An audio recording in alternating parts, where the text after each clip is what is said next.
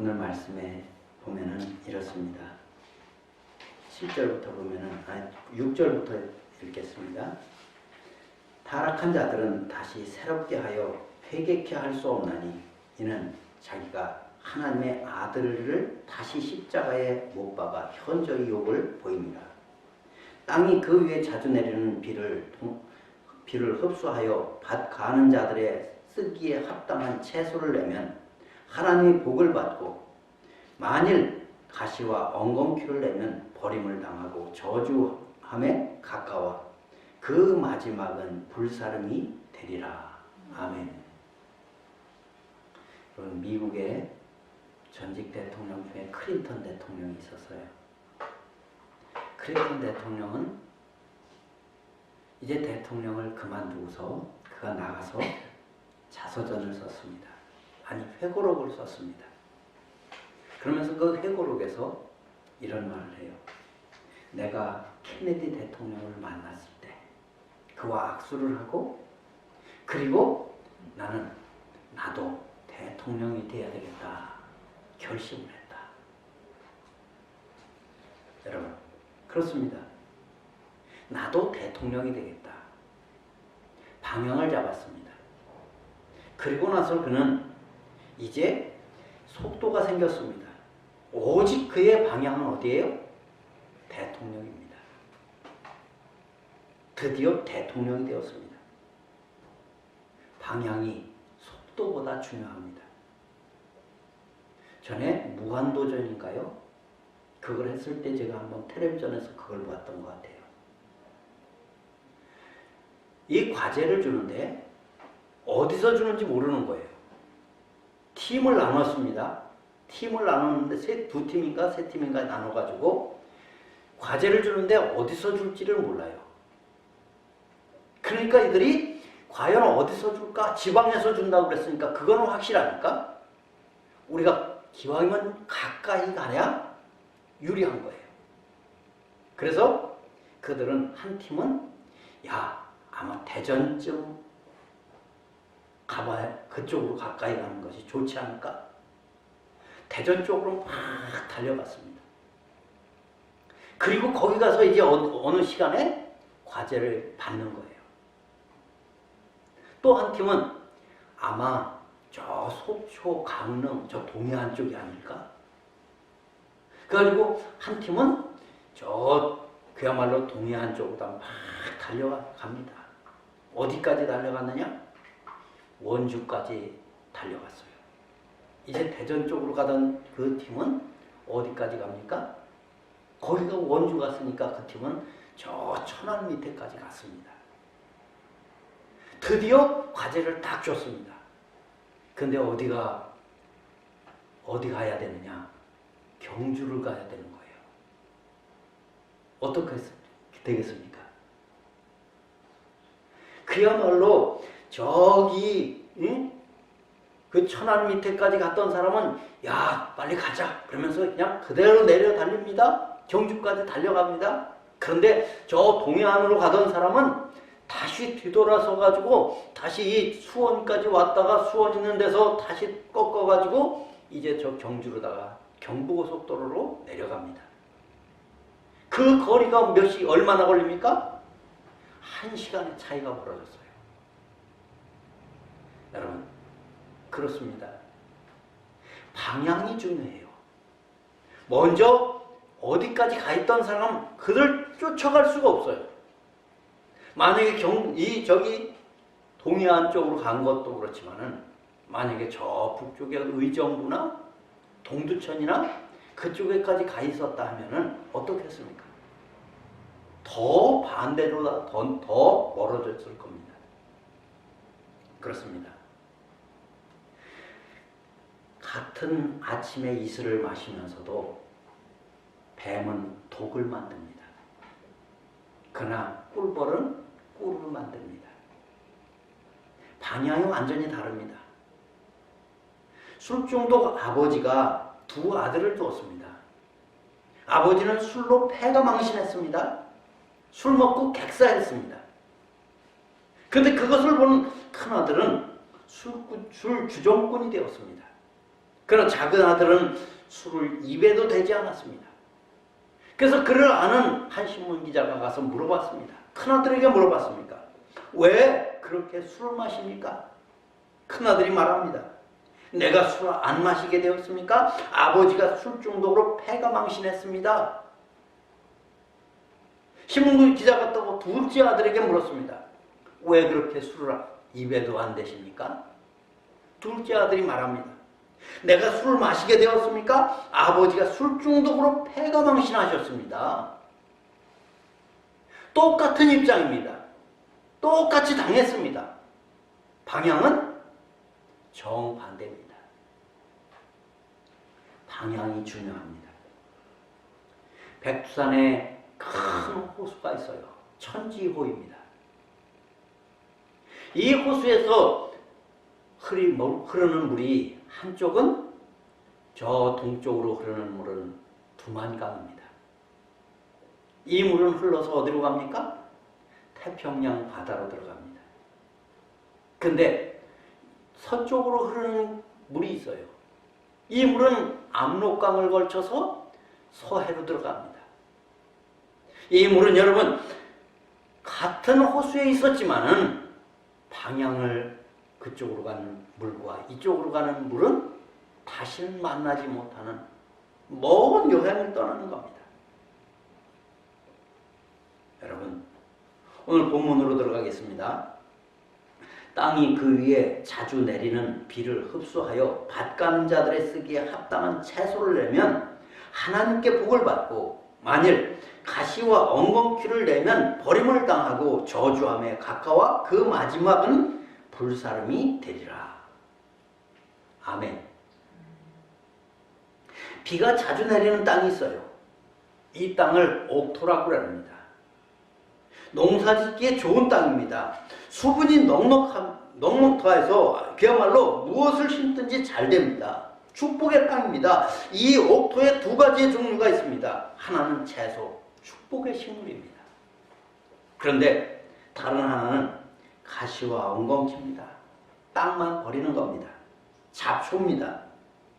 저주를 받아서 나중에는 베어서 불구덩이에 들어가게 됩니다. 좋은 땅에서 채소로 방향을 잡았느냐? 가시, 엉겅퀴로 방향을 잡았느냐? 종말에는 여러분 창고로 들이느냐? 아니면 불구덩이에 들어가느냐? 결론이 그렇습니다.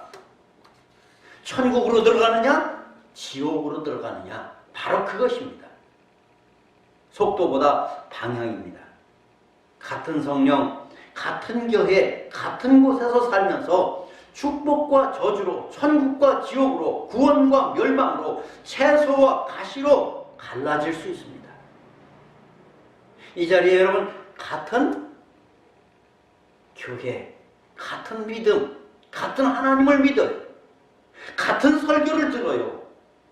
그러나 결론은 다를 수도 있습니다. 성경에 이럽니다. 한 번 비침을 얻고 하늘의 은사를 맛보고 성령에 참여한 바 되고 하나님의 선한 말씀과 내세의 능력을 맛보고 타락한 자들은 다시 새롭게 하여 회개할 수 없나니 이는 자기가 하나님의 아들을 다시 십자가에 못 박아 현저히 욕을 보임이라. 한 번 비침을 얻었다는 말은 복음을 진하게 접하였단 말이에요. 내가 복음을 받았습니다. 내가 이제 예수님을 영접했습니다. 뜨겁게 성령을 체험했습니다. 하늘의 은사를 보았다는 말입니다.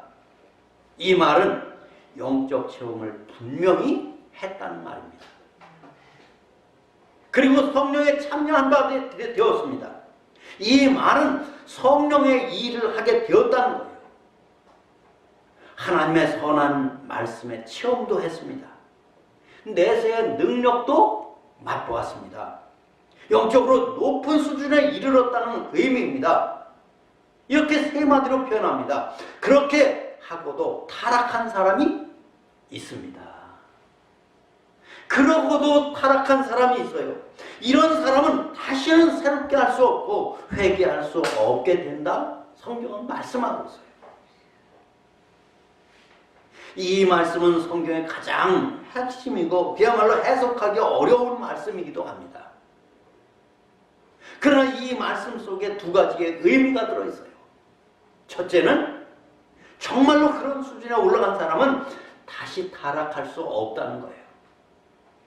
여러분, 참으로 성령을 깊이 체험한 사람 결코 타락할 수 없습니다.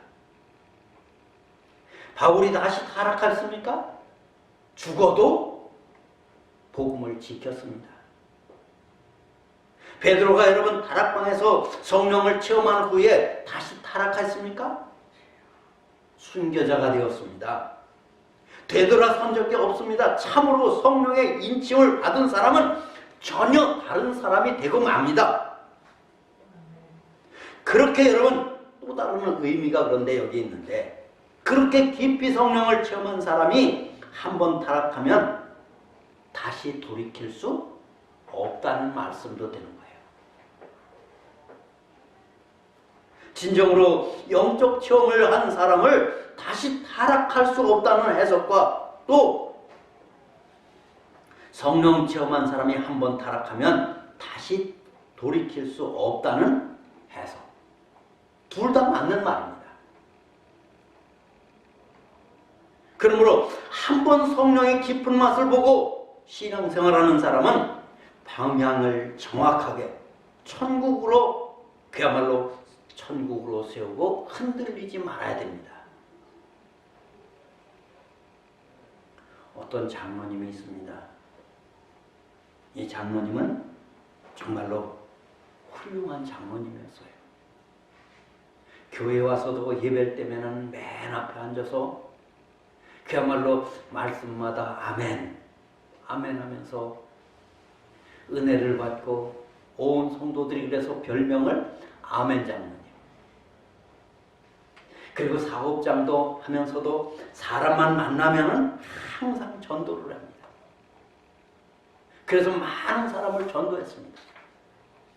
그 장로님이 다니는 교회에 한 1000여 명이 다니는데 절반 가까이가 그 장로님이 다 전도한 사람이라는 거예요. 정말로 훌륭한 장로님이에요. 교회에서 보배 같은 분이에요. 근데 놀라운 사건이 벌어졌어요. 그 장로님이 예수님을 부인하기 시작하는 거예요. 교회를 떠났어요. 예수님을 안 믿는다고 아예 부인까지 했어요. 여러분, 사람들은 그럴 수가 있어? 그렇게 믿음 좋은 분이? 아니, 홍해가 갈라지는 것보다 그 장로님이 예수님을 부인한다면 그건 더 있을 수 없는 일이야. 그렇게 말을 할 정도예요. 여하간 그 장로님은 죽기까지 예수님을 부인하다가 죽었어요. 모두에게 실망을 안겨줬어요. 흔하지 않는 이야기입니다. 하나님은 모든 죄를 용서하시는 하나님이십니다. 지은 죄를 또 지어도 용서하시는 하나님이셔요. 큰 죄도 용서하시고, 여러분, 한이 없는 은혜의 하나님이십니다. 그런데 하나님이 용서하지 않는 죄가 있어요. 성경에도 나와요. 첫째는 성령 회방죄예요. 마태복음 12장 31절에 그러므로 내가 너희에게 이르노니 사람의 모든 죄와 회방은 사심을 얻되 성령을 회방하는 것은 사심을 얻지 못하겠고 그랬어요. 모든 죄는 다 용서함을 받고 사심을 받는데 성령 회방죄는 용서, 사심을 받지 못한다는 거예요. 성경 말씀입니다. 성령님이 하시는 일을 회방하는 것은 하나님의 방향을 회방하는 것이니까 용서받을 리가 없습니다. 이스라엘 백성들을 하나님께서 인도하셨어요. 목적지는 어디예요? 가나안 땅입니다. 가나안 땅으로 들이기 위한 목적입니다. 그런데 거기에 정탐꾼을 보냈는데 10명이 와서 못 간다. 돌이키자. 애굽으로 돌아가자. 그럽니다.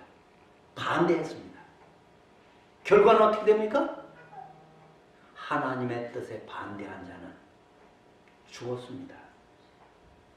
성령 회방죄입니다. 사심을 받을 수 없습니다. 돌이킬 수 없습니다. 또 여러분, 성령 기만죄가 있어요. 이스라엘 백성들은 7월 10일을 대속죄일 행사로 지킵니다. 그때는 모든 죄를 1년 지은 죄를 다 사심을 받는 날이에요. 대속죄일. 이스라엘 백성들은 그날 굉장히 중요한 날이에요. 그래서 그날은 아사셀 양이라고 양에다가 안수해서 모든 죄를 그 양에게 전가시켜서 양을 죽게 만드는 거예요. 그래서 나는 내 죄를 지고 양이 죽습니다. 그런데 다 이날 다 용서받는데 용서받지 못하는 죄가 하나 있어요. 뭐냐? 대속죄일이면 다 용서받을 거니까 오늘 시컷 죄 짓자. 여러분, 고의적으로 범하는 죄예요. 하나님은 이런 죄를 용서하지 않아요. 그 죄가 무슨 죄입니까? 성령님을 기만하는 기만죄예요. 성령 기만죄.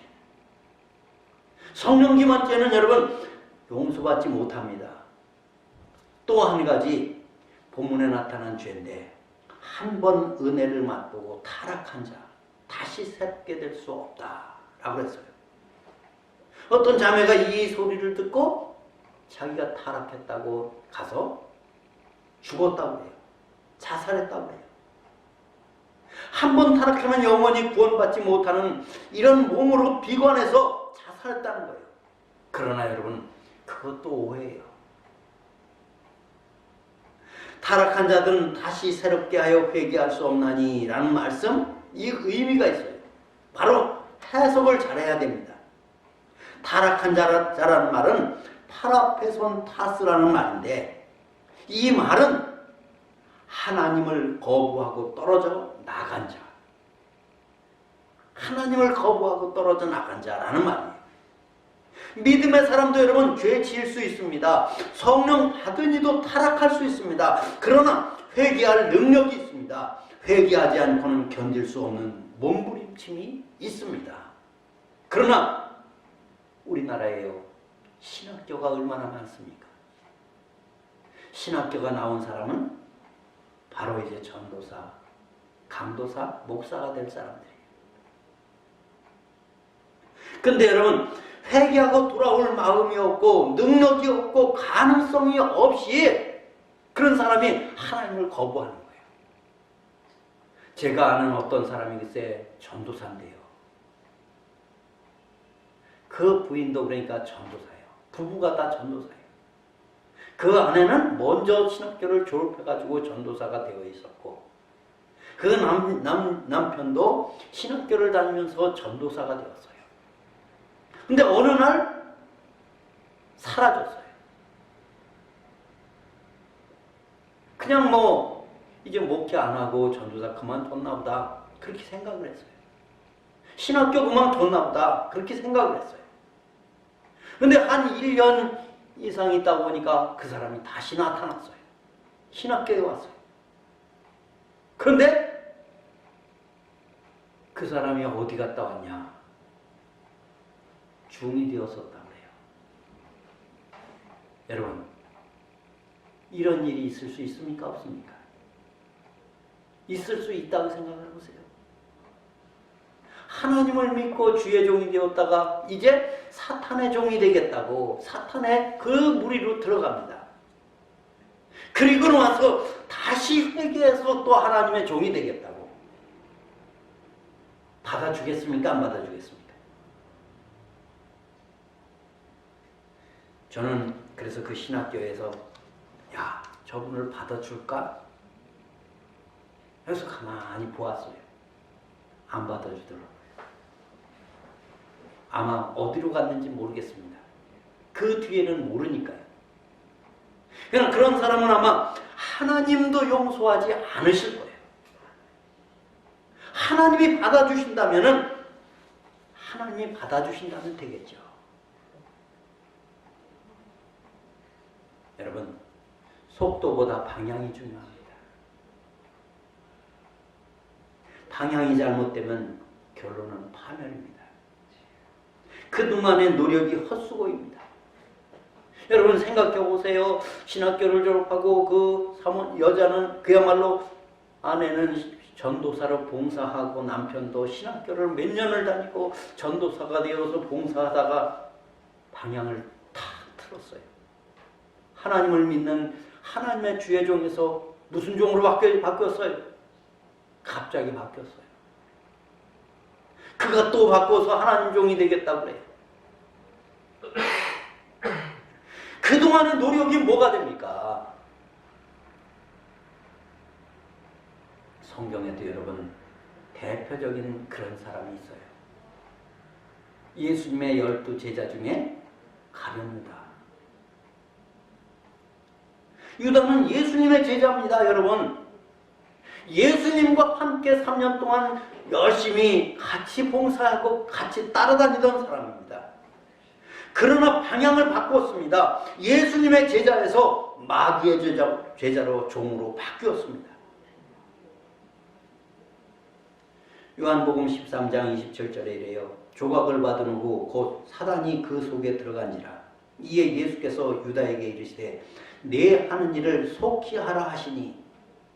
또 요한복음 6장 70절에 보면은 예수께서 대답하시되 내가 너희 12를 택하지 아니하였느냐. 그러나 너희 중에 한 사람은 마귀니라 하시니.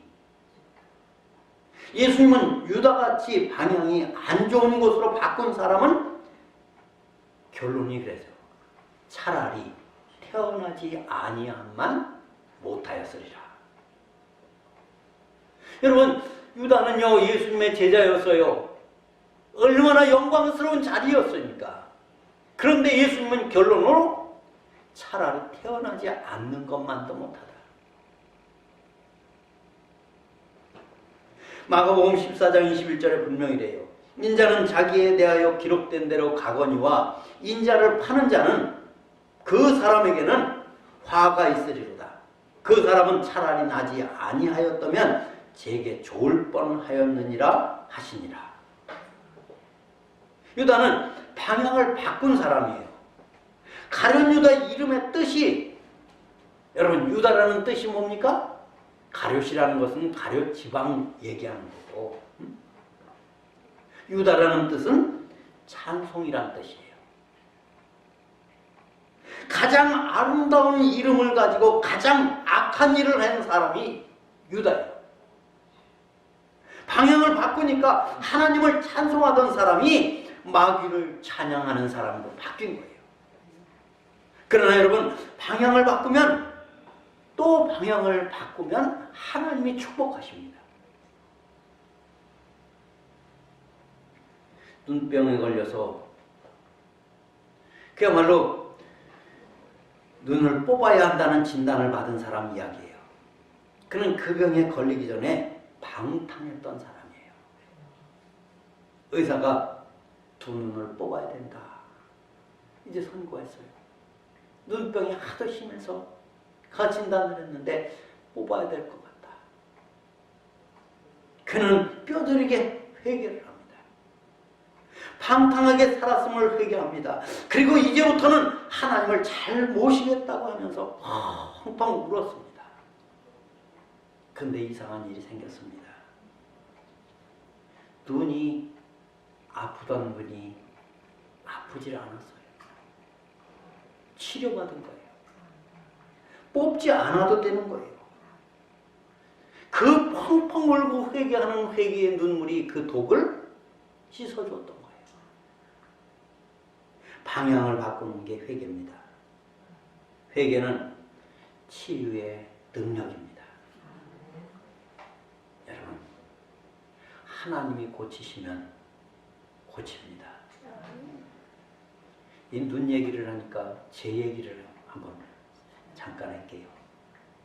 제가 1983년도에 눈을 다쳤습니다. 회사를 다니다가 자동차 짐을 실어주고 밧줄을 걸어주는데 앞에서 확 당기는데 이 밧줄이 뚝 끊어지면서 제 오른쪽 눈을 때렸습니다. 얼마나 세게 맞았는지 눈이 금방 시뻘겋게 되면서 보이질 않았습니다. 병원에 갔습니다. 입원을 했습니다. 드디어 며칠 후에 이제 이게 좀 개이니까 들여다보니까 보이는데 얼마나 크게 충격을 받았는지 수정체라는 게 요 안에 이렇게 렌즈가 이렇게 들어있는 거거든요. 그게 제자리에 있질 못하고 이렇게 밀렸습니다. 그리고 카메라로 말하면 조리개라고 하는 거예요. 동공이라고 합니다. 그걸 우리 눈에 있는 걸 동공이 햇빛에 나가면 조그맣게 벌어지고 또 이것이 그늘에 들어가면 어두운 데 가면 크게 이렇게 벌어지는 역할을 합니다. 이 동공이 다 얼마나 충격을 받았는지 부서졌습니다. 이렇게 벌어져 있습니다. 많이 치료를 했습니다. 그야말로 수개월 동안 유명하다는 유명하다는 안과, 그때 당시에 명동 성모병원이 유명하다 그래가지고 명동 성모병원에 가가지고 치료를 받았습니다. 또 공안과가 유명하다고 그래가지고 무교동에 있는 공안과로다가 다니면서 치료를 받았습니다. 수개월 동안 그랬습니다. 드디어 수개월 동안 다녀도 꼭 낫지를 않는 거예요. 의사한테 대놓고 물었습니다. 선생님, 결과가 어떨 것 같아요? 의사가 하는 얘기가, 예, 조금 더 기다려 보시고요. 이래도 안 되면은 탈구해야 됩니다. 여러분, 탈구가 뭐예요? 안구 빼겠다는 얘기예요. 이게 다른 사람 얘기가 아니라 제 얘기입니다. 예? 오른쪽 눈을 빼야 될 상황까지 왔다는 거예요. 저는 아파도 병원에 가서도 그렇게 울은 적이 없었습니다.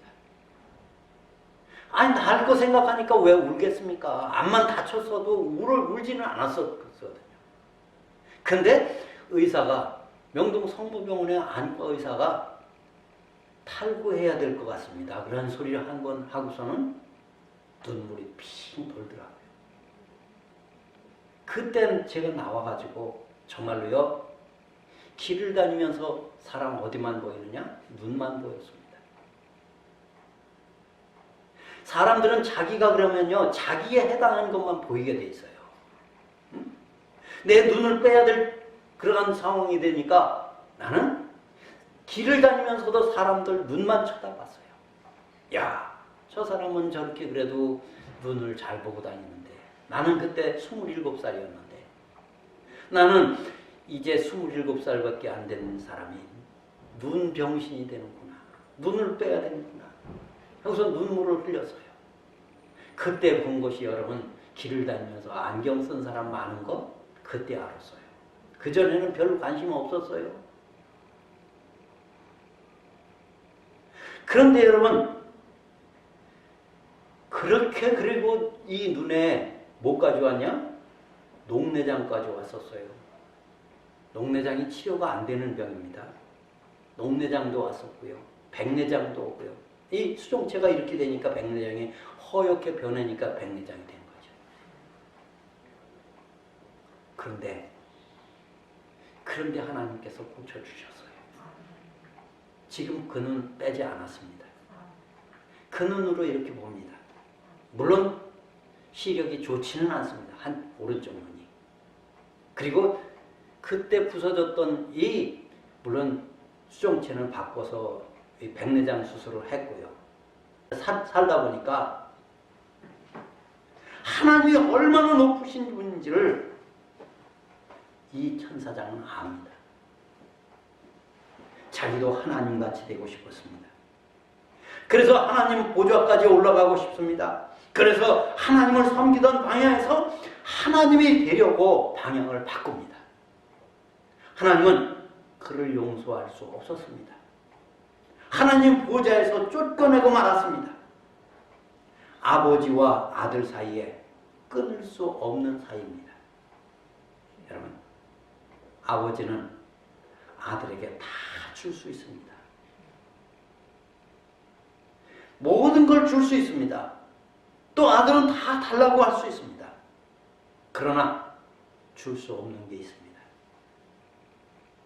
아버지가 아들이 되고 아들이 아버지가 되겠다 하면 그건 해줄 수 없습니다.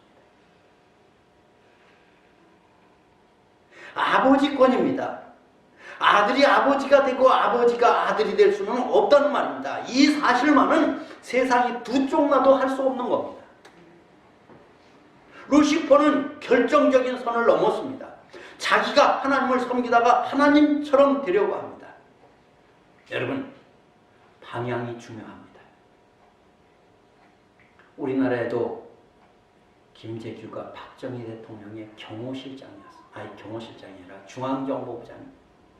오른손, 왼편, 오른팔 같은 역할이었어요.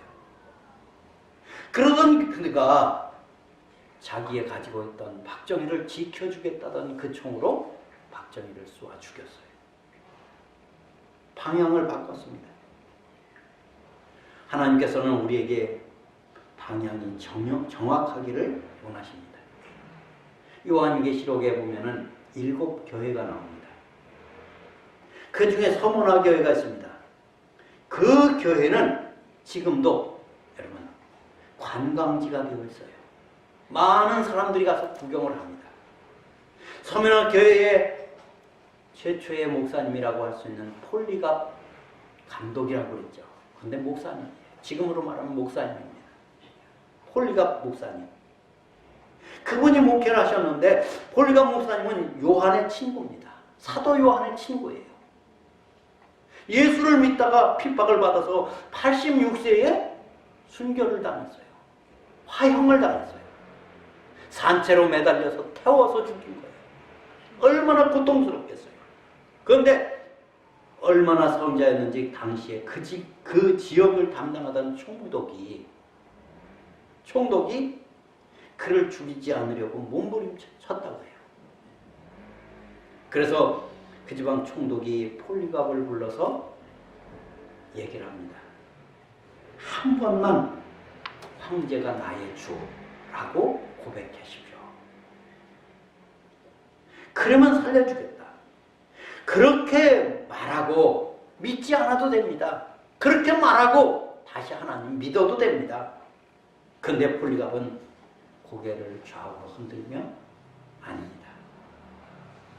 내가 86년 동안 그를 섬겨왔으나 그분은 나를 한 번도 실망시키지 않으셨습니다.